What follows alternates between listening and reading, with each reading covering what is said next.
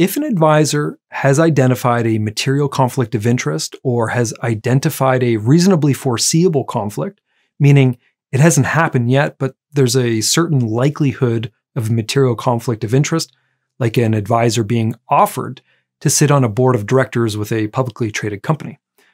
that conflict must immediately be disclosed to the dealer firm, and the advisor must not proceed with any activities related to that conflict until it has been properly addressed and the registrant's firm has given consent to proceed. Material conflicts of interest can be specific to a particular client, such as a husband and wife that have initiated a separation, or it can be a conflict that applies to all clients, like an advisor's compensation method, use of proprietary products, or referral arrangements. Now, getting your dealer's consent to proceed with activities related to a particular conflict of interest could be as straightforward as conducting those activities in accordance with the dealer's policies and procedures. For example, advisor compensation is a material conflict of interest between an advisor and just about every client relationship. And where the firm and advisor clearly disclose compensation details to clients and how the conflict is being properly addressed, it's generally okay to proceed without first getting explicit approval from your dealer.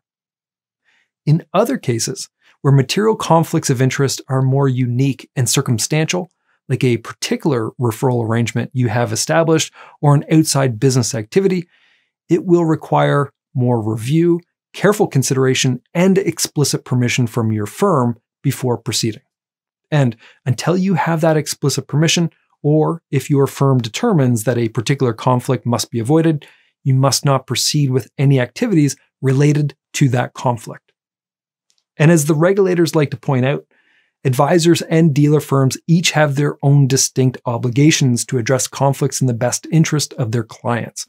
which means even if you have received consent from your dealer to proceed with activities related to a material conflict of interest, either implicitly because it's consistent with your dealer's policies, or explicitly because your dealer reviewed and approved the specific activities, it doesn't automatically mean that you have properly addressed the conflict in the best interest of your client. Your dealer firm should have robust policies in place around conflicts of interest, and it should only be in a very rare circumstance that a dealer firm might approve activities related to a conflict of interest that hasn't been properly addressed. Nevertheless, if you find yourself in that very unique circumstance where something is a conflict and it is consistent with your firm's policies, your obligation to your clients still remain. And if you're in a situation of having to explain your actions to the regulators, to say that your dealer's policies allowed it is not a defensible excuse.